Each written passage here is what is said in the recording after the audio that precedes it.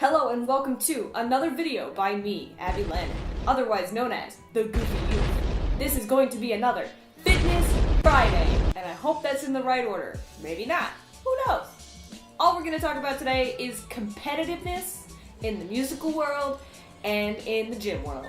If you're a musician and you are going out for auditions, like to big people job auditions, like these bands, or even if you're just a musician who is in like 7th grade and you want to be section leader or you want to be first chair, odds are you're a little bit competitive. You want to go for the faster, higher parts. You want to play the harder music. You want to win a job and make money playing your instrument and doing something that you enjoy that much and sustain a living off of it. You're going to be competitive. So it's inherent in our musical selves. It's inherent as we go through life, and it's totally fine. Same thing in the gym. I mean, you don't just go to the gym and pick up the same 10-pound dumbbells every single time you go in there and expect to get in shape. You don't do the same workout routine every single day without changing a single thing and expect everything to suddenly, you're not going to be ripped doing that. If you are, congratulations. But there's got to be some differentiation in your programs. So we're going to be talking about competitiveness today, because when we are competitive in the gym, when we are competitive with ourselves musically, it can get to a point where it's detrimental. So yeah, okay, you want to be competitive with yourself in a practice room. You want to be able to sit down and be like, all right, well, I wasn't too good at this yesterday. Let's be better today. Let's one-up our score from the day before. Same goes in the gym. You're running every day. You're like, okay, well, I want to run faster today. I want to beat my mile time by this many seconds today. And totally fine, totally normal. Everyone has those goals. What the important thing is to remember is that at a certain point, it can become detrimental. It can be more negative than positive when it comes to being competitive with yourself. So at the gym, if you're too competitive, if you push yourself too hard to keep one-upping yourself every single time you're at the gym, you're gonna hurt yourself at some point. And that's not the goal. You don't want to hurt yourself. For one, I have knee problems, so when I do a lot of leg workouts, sometimes I have to take a couple of days off because my knees hurt, or I have to lower the weight because my knees hurt. I have a hip injury from years ago that I still have to take care of, and it goes with the leg thing. So if you push yourself too hard and you hurt yourself, you're going to take a lot more time off, and it's not going to allow you to progress further. Also, if you push yourself too hard too fast at the gym, like I've done with leg day stuff, you're going to eventually sacrifice form for number of weight lifted, number of pounds or kilograms lifted, whatever you go by. When I was starting to work out and I started getting up into, right now I can squat 190 pounds. I took a break from squatting for a while so that I could focus on form, because I watch my videos, which you should always record yourself working out, but I watch my videos of me doing these squat workouts and my form would just not be as good as it could be. So I'm like, okay, well, let's lower the weight a little bit, get the form back up, and then push myself harder, and then go up in weight. And it is a little bit kind of mentally draining. You're like, oh, I can just go heavier, right? But then you watch and your form's not good. You're like, I'm gonna start hurting myself if I keep pushing myself too much, too fast. And the same thing goes in the music world. If you suddenly pick up, say you're in middle school, and you pick up a piece, I'm just throwing it out there, Harlequin. Odds are, there are a few exceptions, but odds are, you probably aren't at the skill level required to play Harlequin to the best musical and technical ability to perform it super good and have people connect to it in an emotional way. Odds are, of course. So if you're in 8th grade and you want to pick up Harlequin and play it seriously, you might get really mentally drained really, really fast. I find that when musicians push themselves too hard too fast to be competitive and they expect too much from themselves in the beginning, it turns out that they just burn out really fast, that they lose the passion for music that they had before, that they're no longer having fun playing and practicing and all of this, and it breaks my heart because they're like, oh, well, I can't play Harlequin even though I'm only 13 years old, so I must just quit music forever. And that's not the right mentality to have. When we're competitive with ourselves in the music world, it's totally fine. You need to be able to sit down and be like, I need this better today. I need the mentality of, okay, we need to get better. I need to get better.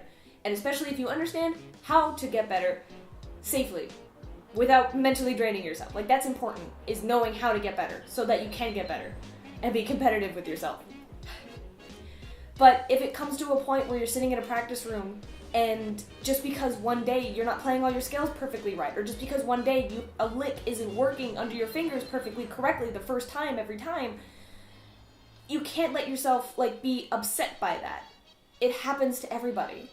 I've had days before my recital, 2 or 3 days before my recital, I was running through everything and nothing went right. I had to stop so many times in my pieces. I had to take a breather and be like, I played this lick hundreds of times, and out of those hundreds of times, there are hundreds of times where I played it perfectly correctly at the right tempo. Why isn't it working today?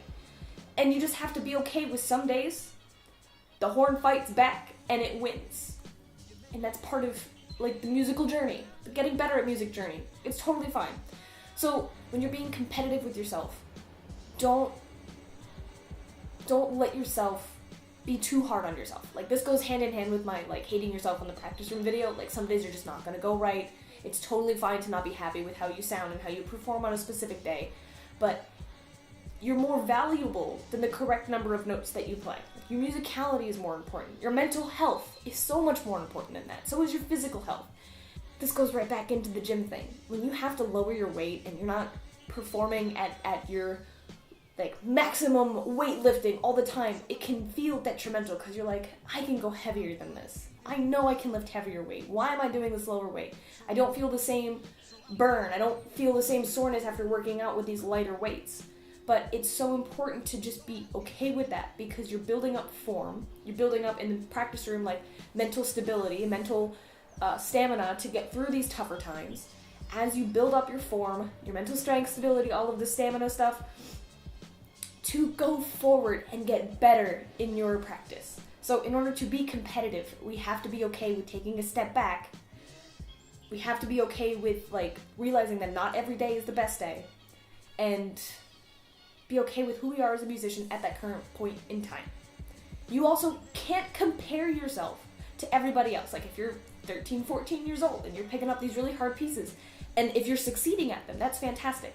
But if you look at the best players in the world and you're like, wow, I don't sound like them, even though I'm only 14 years old and they've been playing for longer than I've been around, and I don't sound like them after 3 years of hard practice, man, I'm just gonna quit music.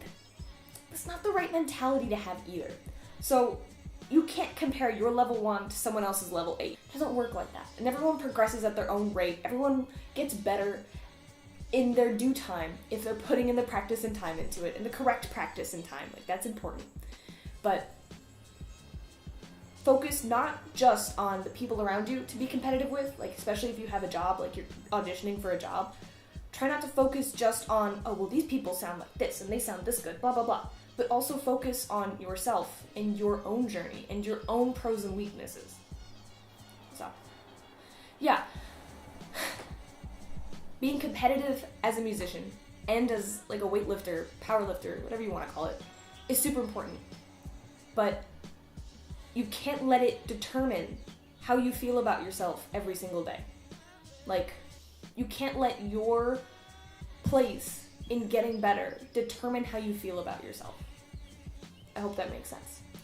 So yeah, this was a very rambly video. I hope you enjoy.